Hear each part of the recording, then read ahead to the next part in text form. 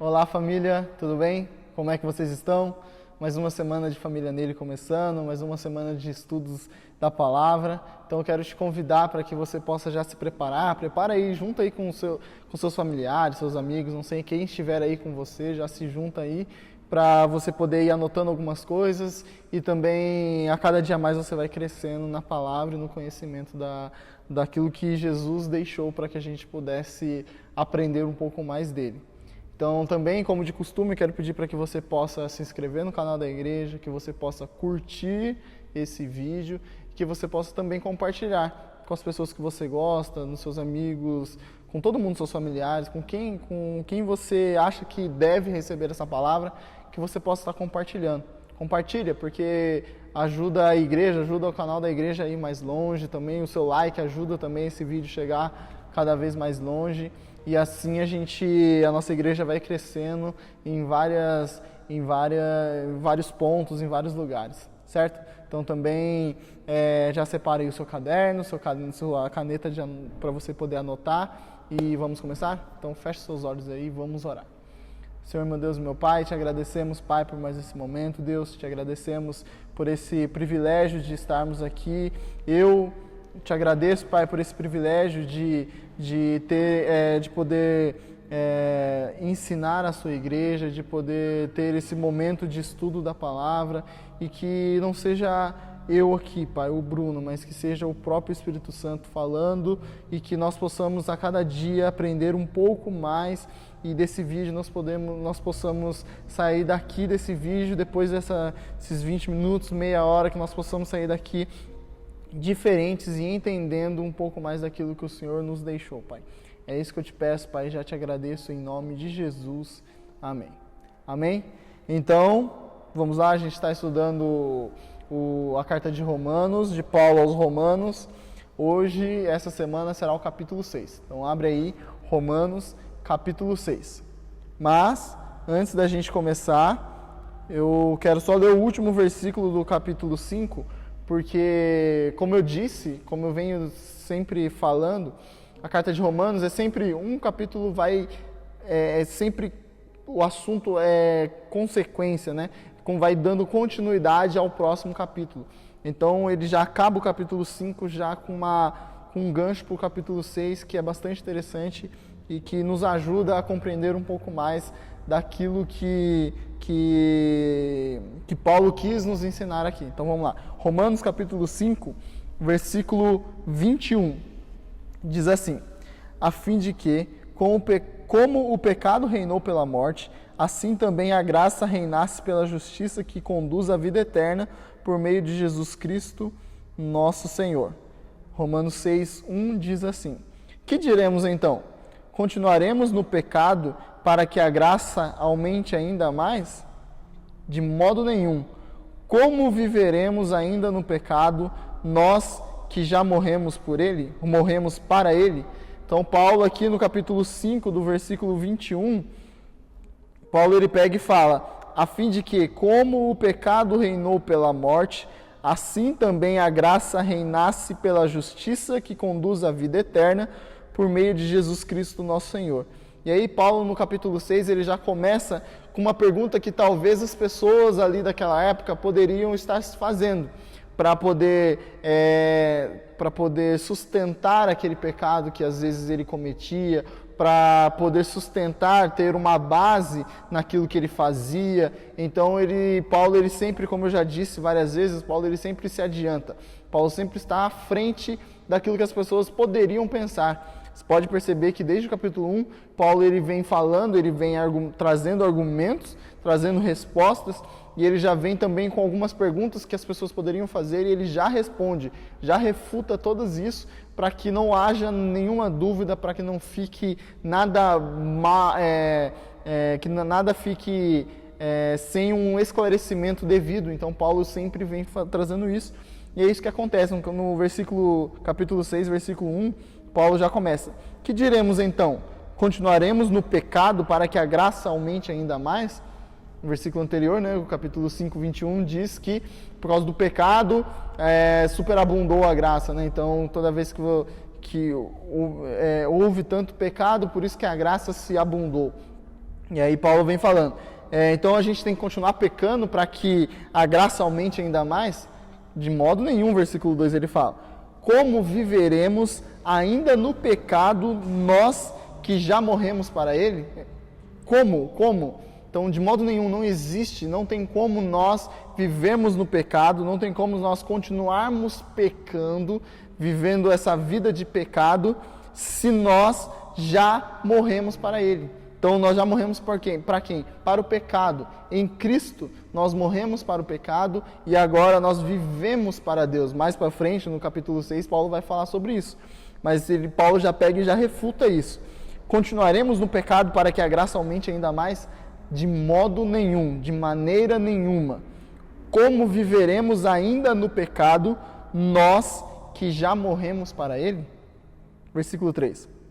Ou será que vocês ignoram que todos nós que fomos batizados em Cristo Jesus, fomos batizados na sua morte?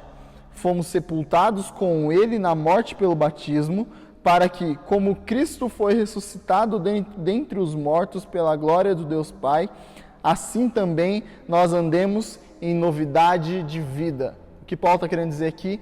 Nós já morremos para o pecado. Se nós já morremos para o pecado, nós não podemos continuar cometendo pecado. Nós não podemos continuar vivendo no pecado. Uma coisa é nós cometermos pecado porque nós estamos aqui nessa terra e nós somos falhos, nós somos homens e todos nós pecamos. Uma coisa é pecar, outra coisa é viver pecando. E é isso que Paulo vem enfatizar e vem dizer que, assim, a parte B do versículo 4, assim também nós andemos em novidade de vida.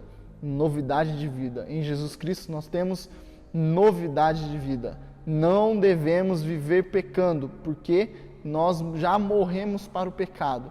Nós morremos para o pecado, foi sepultado o velho homem e nasceu um velho homem. E em Jesus Cristo nós andamos em novidade de vida.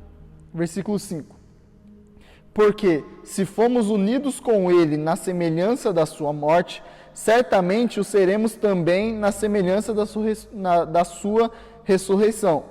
Sabendo isto, que a nossa velha natureza foi crucificada com ele, para que o corpo do pecado seja destruído e não sejamos mais escravos do pecado, pois quem morreu está justificado do pecado. Então, aqui no versículo 7, até o versículo 7, Paulo ele já vem falando sobre isso, que se nós já morremos para o pecado, nós não devemos mais, nós não podemos mais viver pecando. É isso que ele vem sempre enfatizando desde o versículo 1, ele vem falando que nós, aqui no versículo 6 diz, que a nossa velha natureza foi crucificada com ele, foi crucificada lá com Jesus Cristo, a nossa velha natureza. O velho homem morreu lá na cruz, para que o corpo do pecado seja destruído e não sejamos mais escravos do pecado. Agora Paulo vai usar essa palavra, escravo, servidão. Nós éramos escravos do pecado, nós estávamos presos ao pecado, nós não conseguíamos nos soltar desse pecado. Mas aí Jesus Cristo vem e morre para pagar pelos nossos pecados, e nós, crendo na obra da salvação, crendo nessa obra salvífica de Jesus, crendo no sacrifício de Jesus ali na cruz, nós sepultamos, nós crucificamos o velho homem também em Jesus Cristo. E lá o velho homem morre, o velho homem deixa de existir, o velho homem que era escravo do pecado deixa de existir, e agora nós passamos a viver em novidade de vida, nós passamos a viver em Cristo, nós passamos a ter uma nova vida em Cristo. Versículo 7 diz, pois quem morreu está justificado do pecado. Versículo 8. Ora, se já morremos com Cristo, cremos que também viveremos com ele. Sabemos que, havendo Cristo ressuscitado dentre os mortos, já não morre. A morte já não tem domínio sobre ele. Pois quanto a ter morrido, de uma vez para sempre morreu para o pecado.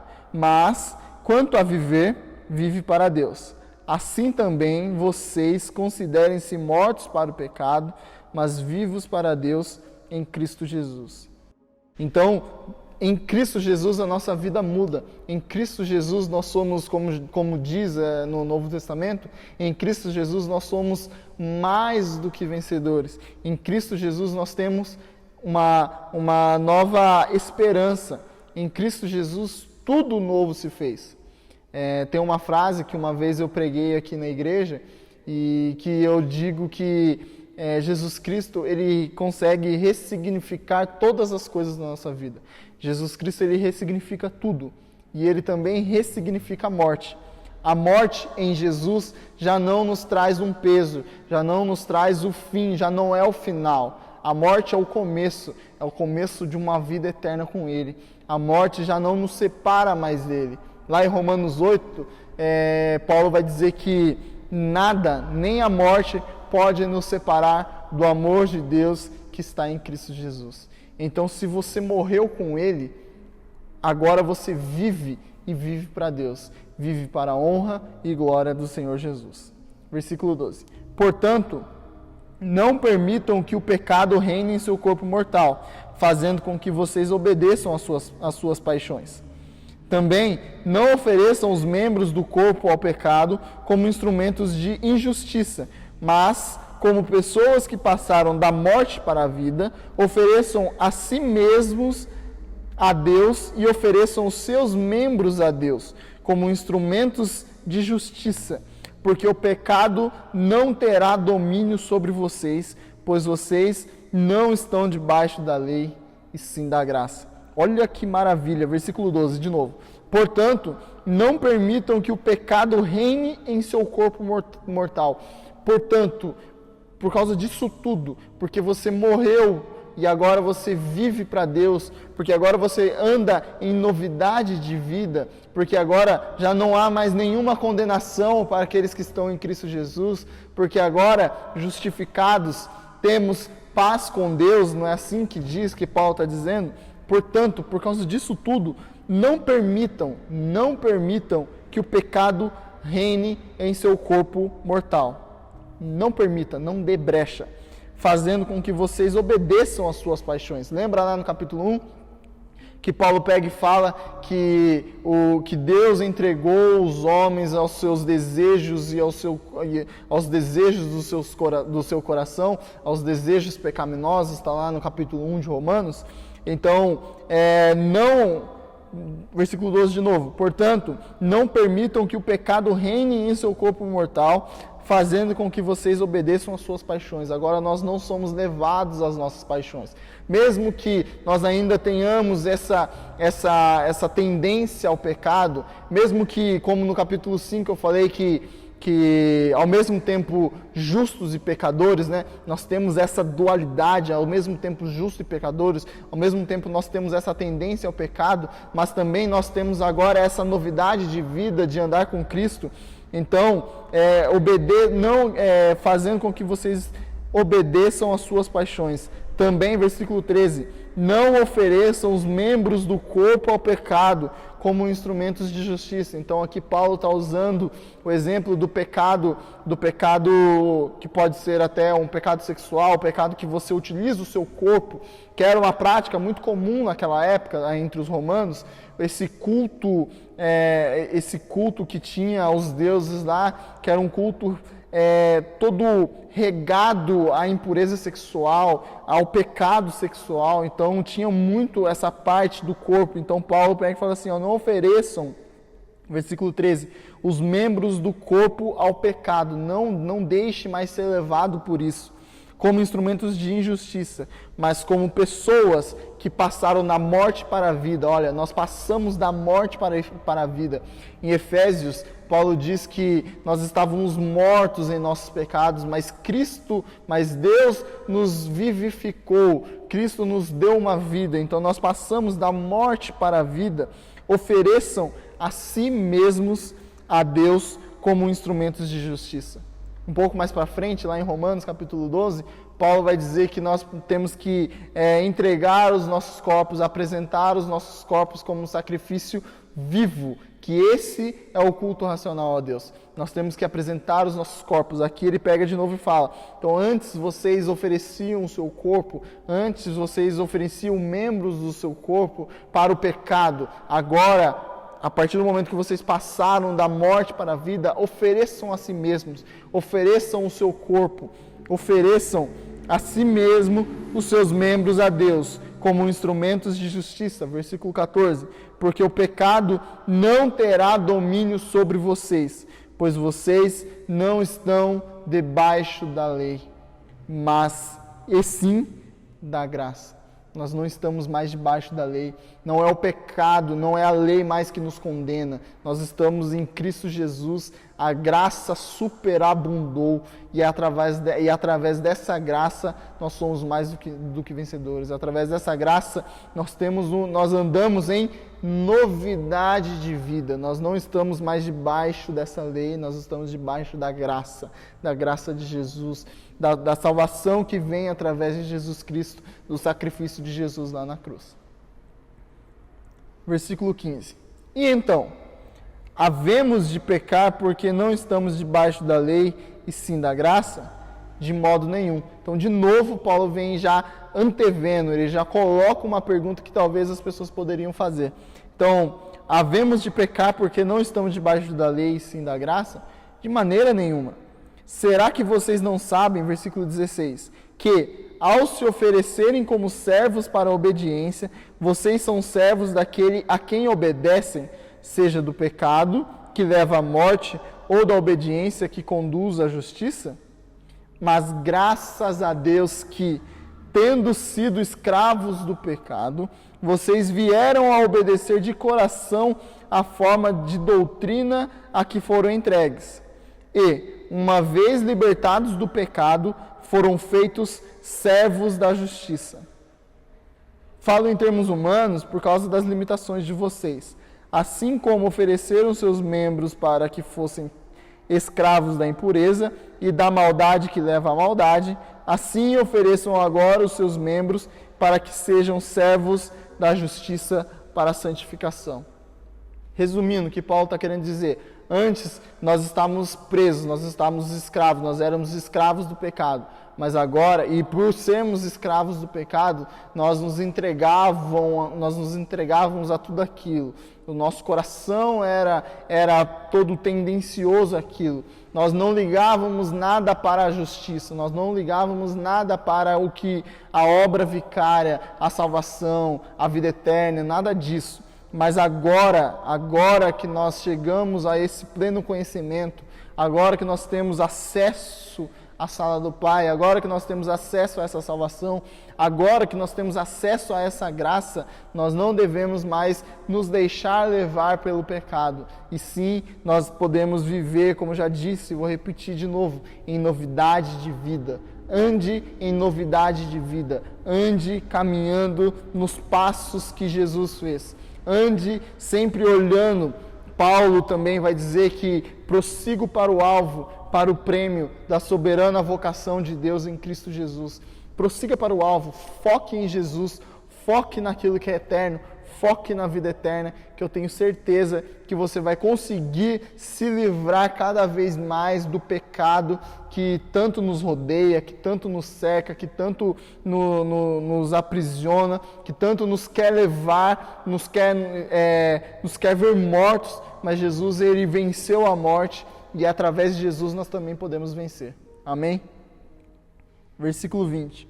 Porque quando vocês eram escravos do pecado, estavam livres em relação à justiça. Então, quando nós éramos ainda escravos do pecado, nada do que valia a pena, nada disso aqui, de Jesus, de salvação, nós estávamos livres disso, né? Nós estávamos presos ao pecado e livres disso.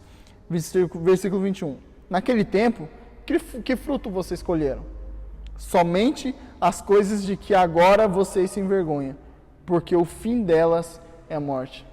Quantos de nós, antes de aceitarmos Jesus, nós fizemos tantas coisas e agora, depois que nós aceitamos a Jesus como nosso Senhor e Salvador Jesus Cristo, nós olhamos para trás e vemos e sentimos vergonha daquilo que a gente fez, sentimos vergonha do que nós acabamos falando e fazendo, o que quer que seja, porque o fim delas é morte. Agora você consegue ver que o fim daquelas coisas, se você continuasse fazendo aquilo, seria a morte. Então, libertos de tudo aquilo, versículo 21, versículo 22. Agora, porém, libertos do pecado, agora nós estamos libertos de tudo aquilo que nos aprisionava, de todo aquele passado que nos condenava, libertos do pecado, transformados em servos de Deus. Agora nós não somos mais servos do pecado, nós não somos mais escravos do pecado, mas sim nós somos servos de Deus. O fruto que vocês escolhem é para santificação, é para a separação, é para sermos separados, é para sermos santos, porque Deus é santo. Então agora os frutos que nós colhemos é para a santificação. E o fim, neste caso, é a vida eterna. Olha o dualismo, olha a diferença entre a morte, entre o pecado que leva à morte e a santificação que nos leva à vida eterna.